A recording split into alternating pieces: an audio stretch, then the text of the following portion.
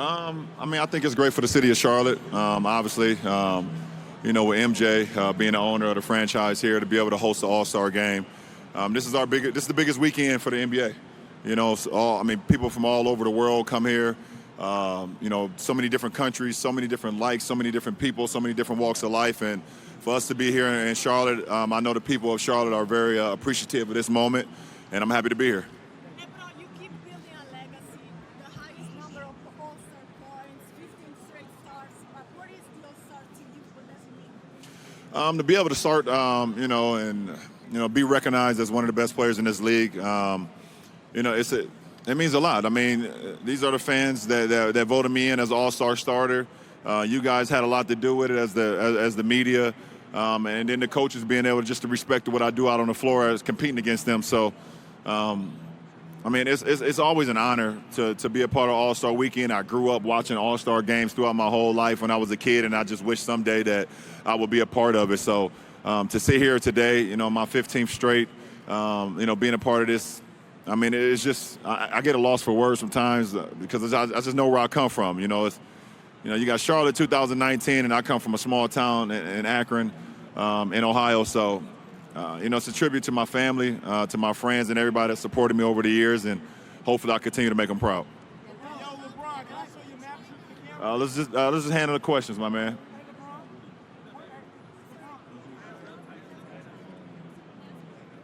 I love my fans in China. First of all, ni hao. And every time I go to China, they've always respected me and welcomed me with open arms. I've been all over China, either playing basketball, promoting the game of basketball.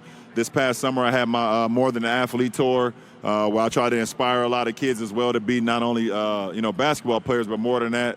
I've always loved being a part of China and going there and seeing the fans. They've always been ecstatic every time I come there. So thank you. Dave? Say that again, Dave.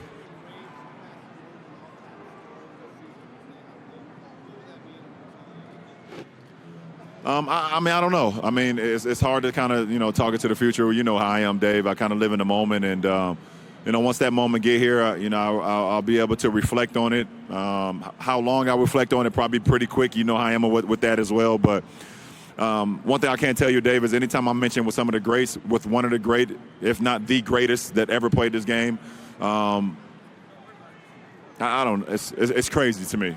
It really is. It really is. It's crazy to me when I'm talked about with some of the greats. And you look at MJ, somebody I looked up to and always believed was the greatest. It's just pretty cool, and I have no idea how I've been able to do it. LeBron, when's the last time you seen a black magician?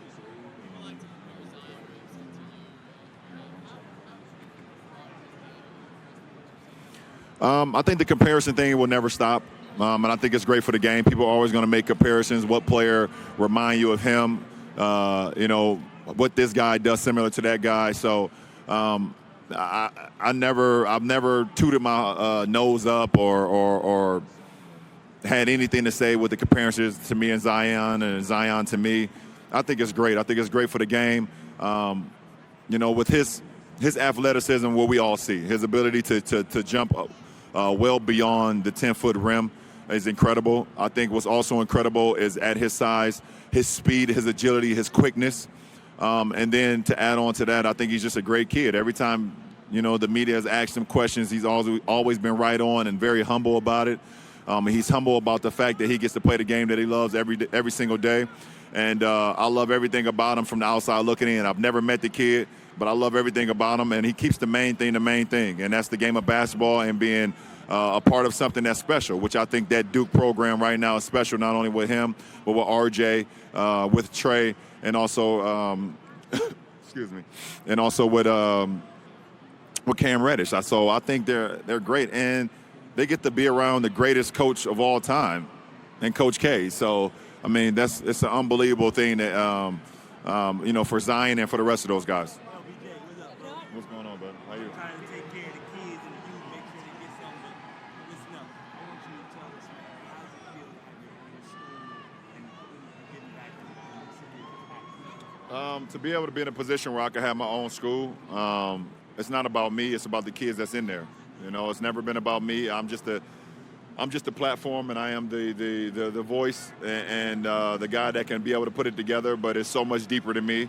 It's not only the kids that's at my school, but it's also the faculty members, it's also the teachers, it's also the people, the security guards, it's everybody that's inside there, the chefs, the head chefs, the custodians, everybody that has anything to do with making sure the IPS school runs on a day-to-day basis and runs smoothly for my kids to be able to succeed. So it's an honor, and I take it very seriously. I check up on my kids weekly to see how they're doing, and it's been great so far, and we want to continue that. Is somebody going to get the yin-yang cross tomorrow?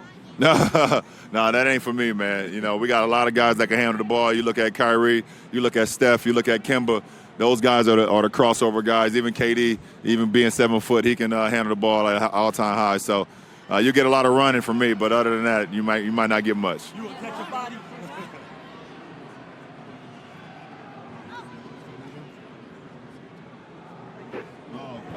What did it mean? I think I've always loved Kyrie. From before I met him to when I became his teammate to even now. I've always thought he was special. I think he has there's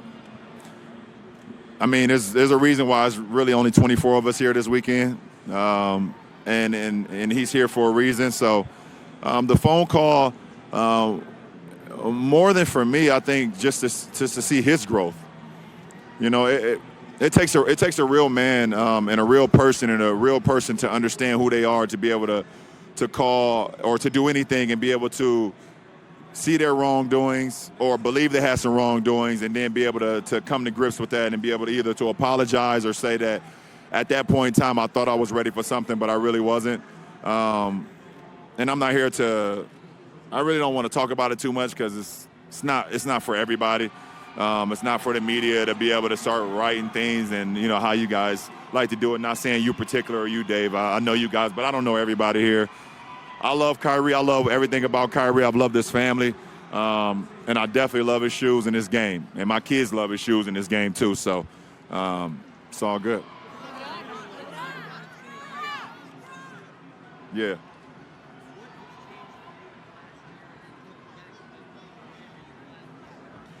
I think everything in life you have to appreciate, no matter if it's good or bad. So, you know, like you said, it's been 1 year since, it was the call out of shut up and dribble. And, at that very moment, I knew at that moment that I was bigger than just basketball, and I had to say something. And because it wasn't just about me. It was about all of us. You know, it'd be telling you guys to shut up and just write. You know, you guys not having a platform or just shut up and be a doctor, or just shut up and be a lawyer, or just shut up and be a teacher, or just shut up and do whatever your occupation is. And I just think that's unfair to all of us because we are so much more than what our occupations say or what our name tag says. So for me to be able to have this platform as I did 1 year ago, and to me to be able to have that feeling throughout my body when I heard that, I think it has not only resonated with me, but it's resonated with a lot of people to be able to feel like they can be more. And so then, like I said, I thanked her for that moment, and we all should thank her. But like I said, you have to appreciate anything that comes along, no matter if it's good or bad, because it helps you learn. It helps you become better to who you are. It helps you get more understanding of who you are, or more understanding about what the situation is at that point in time. So I'm always been thankful for not only the good but the bad that's come across my life since I've been along this journey. Say that again. As much time as I can to get with him. I'm here. I've seen him already in the locker room. Seen my nephew, Zaire.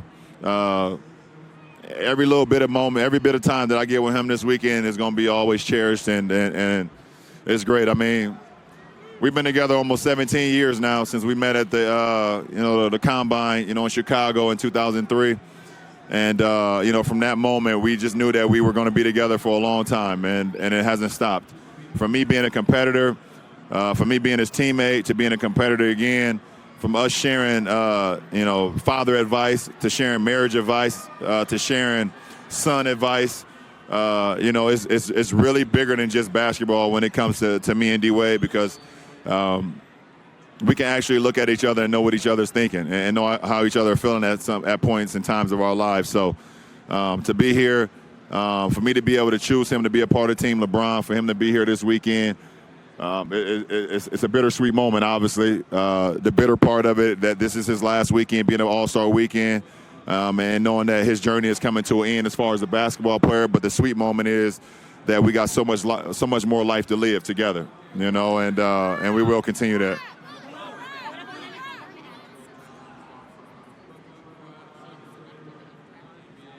Say it again.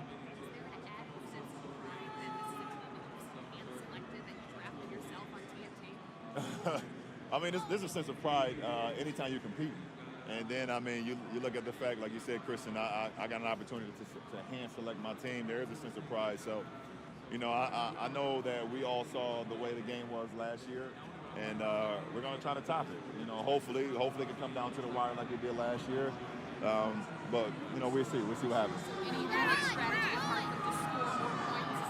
Well, that is the objective of the game. Let's see who can score more points, but we got to get some timely stops, too. Last year we were down, and we got some timely stops and was able to make a comeback. So if we can continue to do that, we'd be great.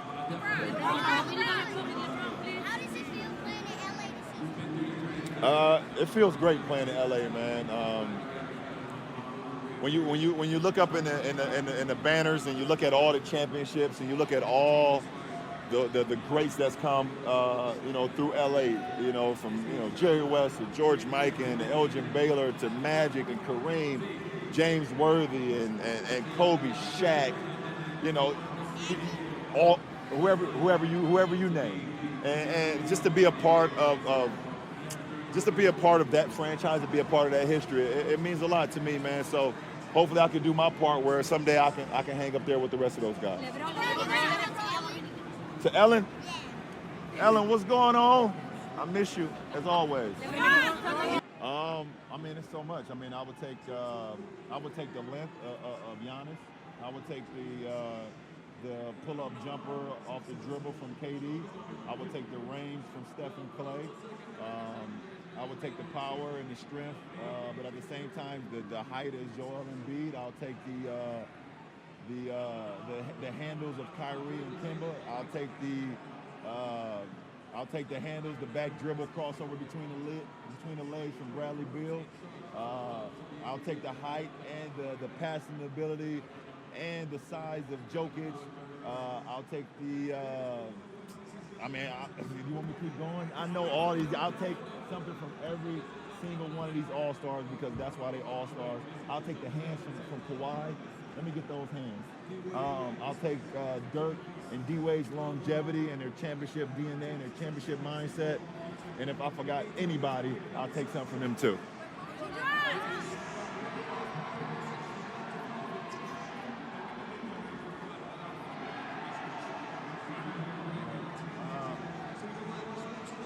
That's an honor to be respected and to be, recognized from my peers. I mean, that's the utmost respect. I love my fans. I love the media. You guys are unbelievable what you do. And you also respect it from your peers too, just to add a little bit more. So appreciate it, guys. Yeah, thank you. What is happiness to me? Just smiling and laughing, man. Smiling and laughing. Oh, my bad. Smiling and laughing is happiness to me. So she asked me what's happiness to me.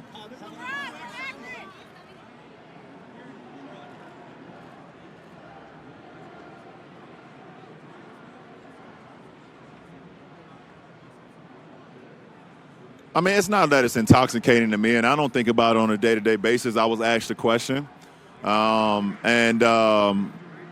answered it how I felt at that point in time, and I believe that if I wanted to, I could own a team or be a part of a basketball team.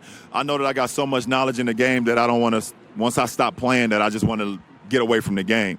Obviously, I know I'm gonna be along with my sons because they're gonna play the game. They're playing the game now, so I'm gonna be along with them. But if I can give back to this league in any way, shape, or form to continue to make this league as great as it is today, then I would love to. So we have to see. Have to be the right fit. Have to be the right city. Have to be the right situation. It's just it's not like it's a dream of mine. It's more of an aspiration and see if it happens. If it don't, I wouldn't be disappointed in, anything I've done off the floor. So we'll see what happens. I got a lot more game to play. I got a ton more years to play this game and suit up and be in a Lakers uniform. So, once we get to that point, we'll cross that path. But, hopefully I can sit up here and answer questions as a player for a long time. I got two more questions. I got you. Listen, when you grow up in the hood, where I grow up, there's black magicians you see every day. All right, so listen, the things that I've seen growing up, I've seen a lot of black magicians, man. So, straight from Akron, absolutely. Last question. I don't know. Go ahead. You're right in front of me. Go ahead.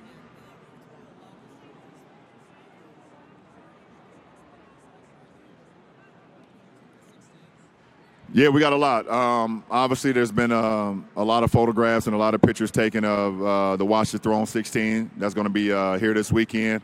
I'm debating if I'm going to wear it in the game tomorrow. I have something else that I really can't talk about as well, but obviously, the Watch the Throne is a huge piece of hip-hop history. Obviously, it's when Jay and Kanye got together, made an album, one of the best albums in hip-hop that we've ever seen. And for me to be able to have a shoe to calibrate and collaborate with that moment is huge. At that time, I got an opportunity to see Jay and Kanye actually wear the Watch the Throne kicks at that moment on stage when they're performing at their concert. And for me to bring that all the way back to fruition, be here this weekend with the Watch the Throne 16s, it's pretty cool for not only me, but it's cool for all sneakerheads. It's cool for anybody that loves sneakers and inspirations and stories behind sneakers. So I'm just happy to be a part of the sneaker world and be a part of having my own signature shoe. But I got something on my feet too that I'm gonna wear in practice. I got the Safari, LeBron 16 lows, and everybody kind of know the Safari from the Air Maxes. So you'll see me wear those today as well. So I got a lot of inspirations, got a lot of stories, a lot of storytelling that we will continue to put on my sneakers. One more, and then I'm out. Go ahead. Oh, yeah. My kids in Akron, definitely. Go. Yeah.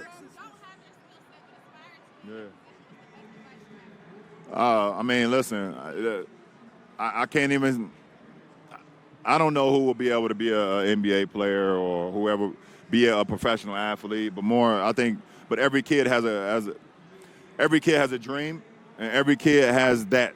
And what that is, they have to tap into that. So for me to be a part of Akron and know that I'm giving my kids an opportunity to be able to tap into whatever that is, it means so much to me. So me having my school and me having them 240 kids to be able to see them every single day and figure out a way how we can tap into what that is to make them become successful in life. And I'm not even talking from a money standpoint. I'm just talking from where they feel like they've done something that means something in their lives and they be able to give back to. That's what it's all about. So before I walk up the stage, shout out Akron, Ohio.